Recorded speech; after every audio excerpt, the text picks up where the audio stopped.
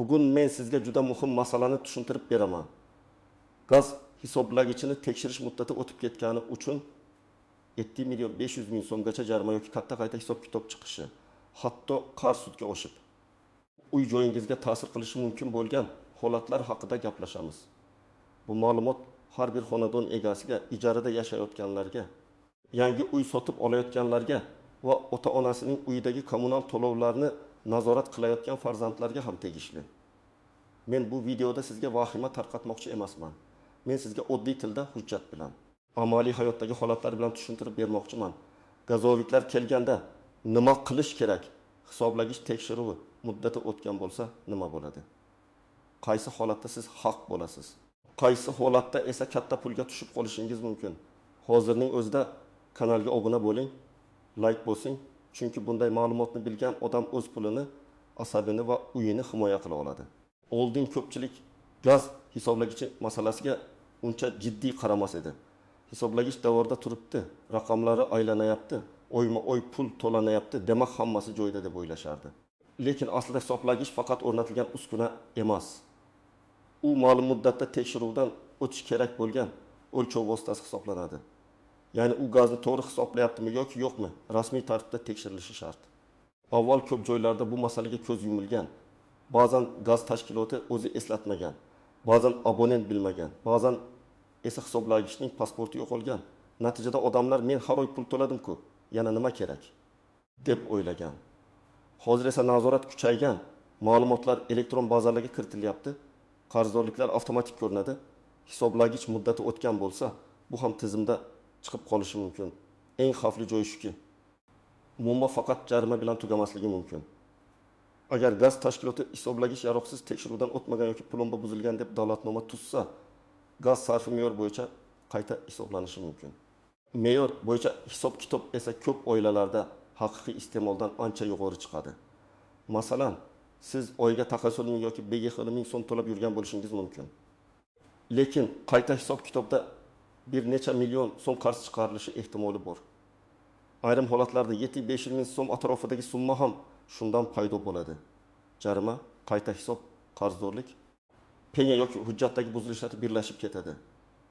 Men bir narsani aniq aytaman. Gaz tashkiloti xodimi eshikni taqillatdi degani siz darhol aybdorsiz degani emas. Lekin siz tartibni bilmasangiz, dalolatnomaga shoshilib imzo qo'ysangiz, hisoblagich pasporti, so'nggi tekshiruv sanasi, to'lov kvitansiyalar qo'lingizda bo'lmasa, keyin o'zingizni himoya qilish juda qiyinlashadi. Shuning uchun bugungi mavzu oddiy kommunal masala emas. Bu moliyaviy xavfsizlik masalasi. Endi kimlar xavotir olish kerak, kimlar esa tinchoq bo'lishi mumkinligini batafsil tushuntiraman. Eng birinchi xavf guruhida eski hisoblagichli xonadonlar turadi. Agar sizning gaz hisoblagichingiz 8 yil, 10 yil, 12 yil oldin o'rnatilgan bo'lsa va shu vaqt ichida metrologik tekshiruvdan o'tgan-o'tmaganini bilmasangiz, albatta tekshirib ko'ring. Hisoblagichning ustida yoki pasportda ishlab chiqarilgan sana, o'rnatilgan sana tekshiruv sanasi bo'ladi. Ba'zan bu ma'lumot gaz ta'minoti bo'limidagi bazada ham turadi. Masalan, bir oilani olaylik. Toshkent viloyatida yashaydigan xonadon 2004 yilda gaz hisoblagich o'rnatgan. Oila har oy to'lov qilib kelgan, qarzi yo'q. 2024 yilda gaz xodimlari kelib, hisoblagich tekshiruvi muddati allaqachon o'tganini aytadi. U egasi men to'lov qilganman-ku deydi. Lekin masala to'lovda emas, hisoblagichning rasmiy yaroqliligida. Agar tekshiruv muddati o'tgan bo'lsa, tashkilot bu davrda hisoblagich ko'rsatgan raqamga ishonch yo'q deb turib olishi mumkin. Shu yerda hujjatlar muhim. Agar sizga vaqtida ogohlantirish berilmagan bo'lsa, agar hisoblagich ishlagan bo'lsa, plomba buzilmagan bo'lsa, siz e'tiroz berishingiz mumkin. Lekin og'zaki tortishuv yetmaydi. Yozma ariza kerak bo'ladi. Ikkinchi xavf guruhida ijaraga berilgan uylar bor. Uy egasi boshqa joyda yashaydi, kvartirada ijarachi turadi. Gaz to'lovini ba'zan ijarachi qiladi, ba'zan umuman qilmaydi. Hisoblagich tekshiruv muddati o'tganini esa hech kim bilmaydi. Keyin uy sotilmoqchi bo'lganda yoki gaz xodimlari reyd qilganda katta qarz chiqadi. Ijarachi ketib qolgan. Barcha muammo uy egasining bo'yinda qoladi. Shuning uchun men har bir uy egasiga aytaman. Ijaraga bergan uyingizdagi gaz, elektr, suv hisoblagichlari bo'yicha alohida papka tuting. Ijarachi hammasi joyida desa ham, kamida 3 oyda bir marta shaxsiy hisob raqam orqali qarzdorlikni tekshiring. Uchinchi xavf guruhida yangi uy sotib olayotganlar bor. Odam uy oladi, notariusdan o'tadi, kalitni oladi. Keyin kommunal qarzlar chiqadi. Ba'zan sotuvchi qarz yo'q deb aytadi. Lekin hisoblagich tekshiruv muddati o'tgan, dalolatnoma tuzilmagan, ba'zida muammo osilib turgan bo'ladi. Keyin yangi egaga gazni qayta ulash yoki shartnomani o'tkazish paytida eski muammo chiqadi. Shuning uchun uy sotib olayotganda faqat kadastr va oldi-sotdi shartnomasiga qaramang. Gaz tashkilotidan abonent holati, qarzdorlik. Hisoblagich raqami, plomba holati, tekshiruv muddati haqida yozma yoki elektron ma'lumot oling. 4-holat, plomba masalasi. Ko'pchilik plombani oddiy sim yoki qog'oz deb o'ylaydi. Aslida plomba buzilgan bo'lsa, bu eng jiddiy e'tirozlardan biri bo'ladi. Hatto siz plombani buzmagan bo'lsangiz ham, u eski bo'lib uzilib qolgan, ta'mirchi tegib ketgan, bola o'ynab tortgan, oshxonada remont paytida shikastlangan bo'lishi mumkin. Gaz tashkiloti kelganda plomba buzilganini ko'rsa, noqonuniy aralashuv deb baholashi mumkin. Shunda qayta hisob-kitob eng yuqori me'yorlar bo'yicha chiqish ehtimoli oshadi. Misol uchun, bir xonadonda oshxona remont qilingan. Usta gaz plitasini vaqtincha surgan, hisoblagich yonidagi turbaga tegib ketgan, plomba shikastlangan. Uy egasi bunga e'tibor bermagan. Oradan 2 oy o'tib nazorat keladi va dalolatnoma tuzadi. Uy egasi men gaz o'g'irlamaganman deydi. Lekin plomba buzilgan fakt sifatida turibdi. Shunday holatda siz darhol dalolatnomaga plomba buzilganiga rozi emasman, holat men tomonidan sodir etilmagan, qo'shimcha tekshiruv talab qilaman deb yozishingiz kerak. Bo'sh joy qoldirmasdan o'z e'tirozingizni dalolatnoma ichiga kiritish juda muhim. Kimlar kamroq xavotir olsa bo'ladi.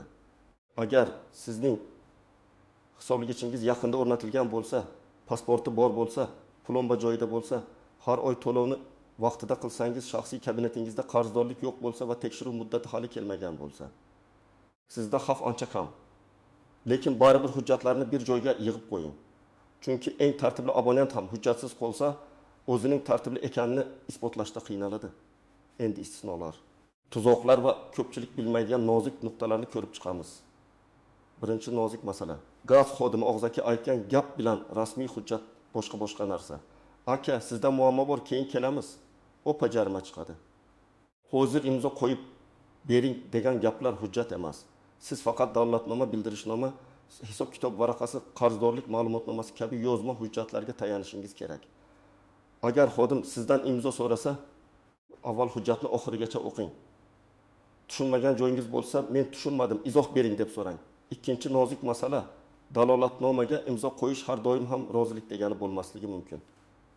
Lekin siz qanday imzo qo'yganingiz muhim. Agar siz hech qanday e'tirozsiz imzo qo'ysangiz, keyin men rozi edim deyish qiyinlashadi. Shuning uchun men doim tavsiya qilaman, agar vaziyatga rozi bo'lmasangiz, imzo yoniga albatta o'z qo'lingiz bilan yozing. Dalolatnoma mazmuniga rozi emasman, qayta tekshiruv talab qilaman. Plomba holati bo'yicha mustaqil tekshiruv so'rayman. Hisob-kitobga e'tirozim bor. Bu jumlalar keyin sizning himoyangiz bo'lishi mumkin. Uchinchi nozik masala. Gazoviklar orqali kvartirani yo'qotish deganda odamlar ko'pincha darhol uy tortib olinadi deb qo'rqadi. Aslida kommunal qarz paydo bo'ldi degani ertaga uyingiz olib qo'yiladi degani emas. Lekin qarz katta bo'lsa, siz e'tiroz bildirmasangiz, sudga berilsa, sud qarori chiqsa, ijro hujjati ochilsa, hisob raqamlaringizga, mol-mulkingizga ta'sir qilishi mumkin. Uy-joy masalasi ham aynan shu zanjirda xavfli bo'ladi. Ya'ni muammo bir kunda emas, bosqichma-bosqich kattalashadi. Siz birinchi bosqichda harakat qilsangiz, vaziyatni to'xtatish osonroq. 4-nozik masala. Hisoblagichni o'zingiz yechmang. Ba'zi odamlar tekshirtirib kelaman deb hisoblagichni o'zi yechadi yoki tanish ustaga yechtiradi. Bu juda katta xato. Gaz hisoblagichi rasmiy tartibda, vakolatli xodim ishtirokida, plomba holati qayd etilib, dalolatnoma tuzilib yechilishi kerak. Aks holda siz yaxshi niyat bilan qilgan ishingiz noqonuniy aralashuv sifatida talqin qilinishi mumkin. Gaz uskunalari xavfsizlik masalasi hamdir. Bu yerda o'zboshimchalik qilish mumkin emas. 5-nozik masala. Qarzdorlikni faqat telefon orqali aytilgan summaga qarab to'lamang. Ba'zan odamga sizda 7500 ming so'm qarz bor deyishadi. U vahimada qarz olib bo'lsam to'lab yuboradi. Keyin ma'lum bo'ladiki, hisob-kitobda xato bor, davr noto'g'ri olingan, odam o'sha paytda uyda yashamagan. Gaz uzilgan bo'lgan yoki to'lovlarning bir qismi bazaga tushmagan. To'lashdan oldin hisob-kitob asosini so'rang. Qaysi davr uchun, qaysi me'yor bo'yicha, qaysi dalolatnomaga asosan, qaysi qaror yoki tartib asosida. Agar summa katta bo'lsa, yozma e'tiroz bering. 6-nozik masala. Eski to'lov kvitantsiyalari juda muhim.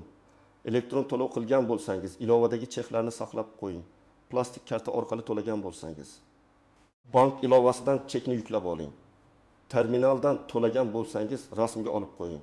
Chunki ba'zida to'lov qilingan, lekin bazaga noto'g'ri tushgan bo'lishi mumkin. Sizda chek bo'lsa, masalani hal qilish osonlashadi. Cheksiz esa men to'lagandim degan gap isbot sifatida kuchsiz bo'ladi. 7-nozik masala. Xonadonda yashovchilar soni ham qayta hisob kitobda rol o'ynashi mumkin.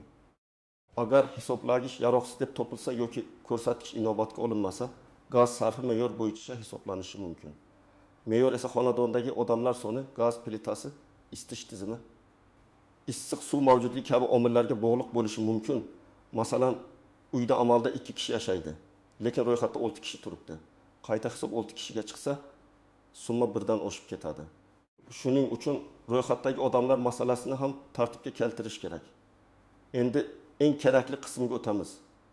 Siz bugundan boshlab nima qilishingiz kerak? Birinchi qadam, gaz hisoblagichingizni ko'zdan kechiring.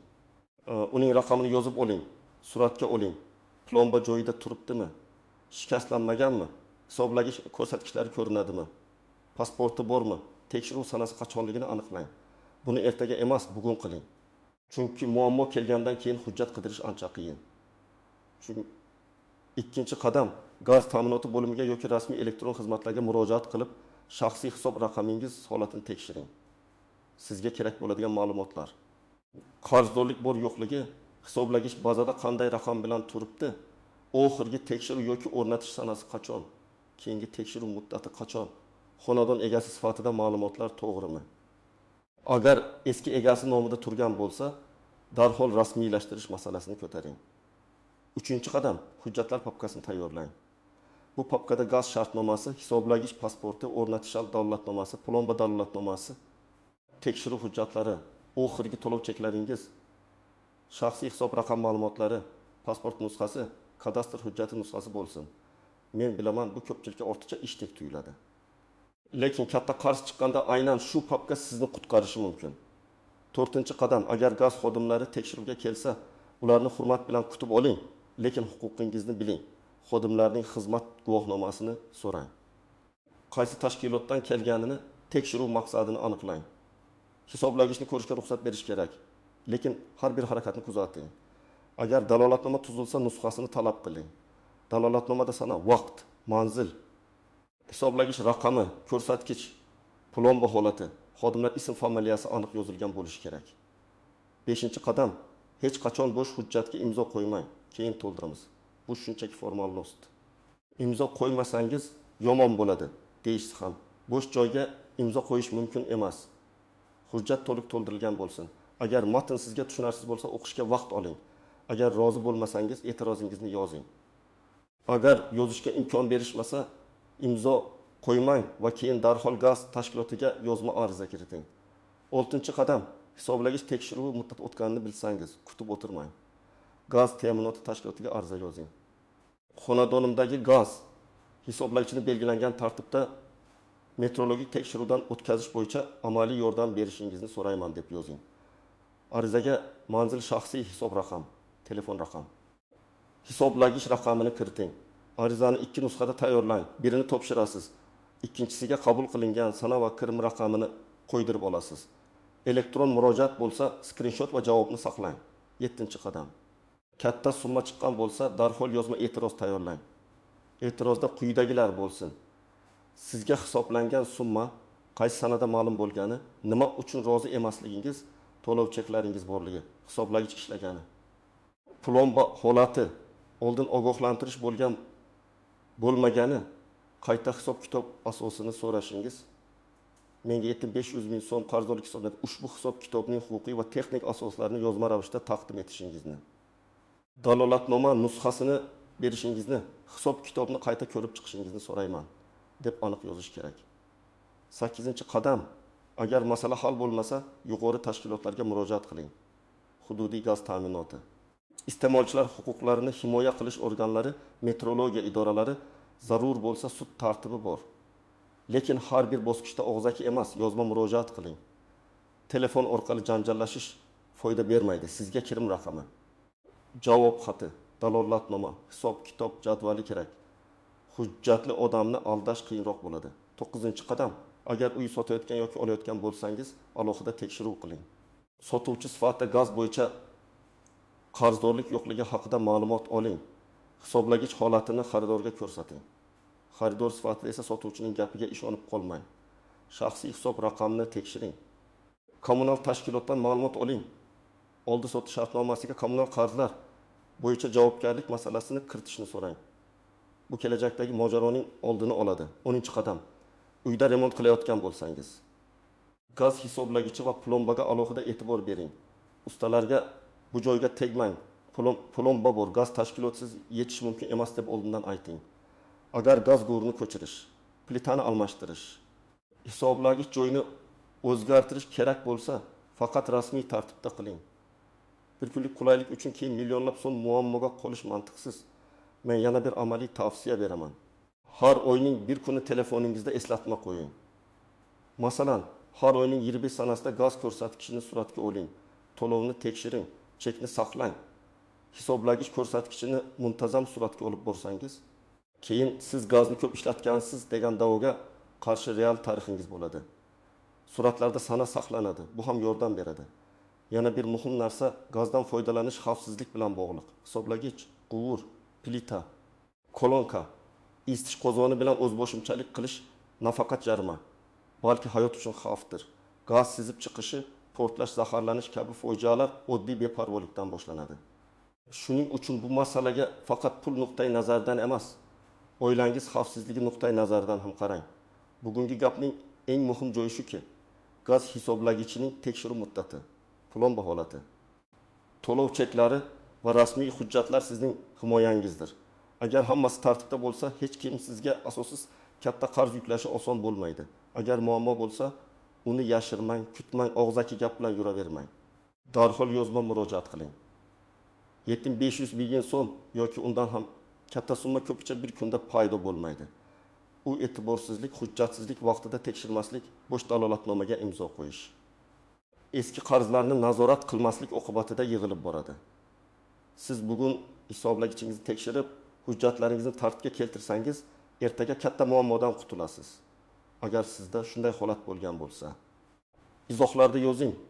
Hisoblagich tekshiruvi, gaz qarzi, plomba yoki katta jarima bilan duch kelganmisiz?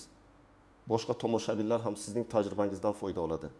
Video foydali bo'lgan bo'lsa, like bosing, kanalga obuna bo'ling va yaqinlaringizga ulashing. Chunki bitta vaqtida ko'rilgan video kimnidir millionlab so'm zarar, asabiylik va sudma-sud yurishdan saqlab qolishi mumkin.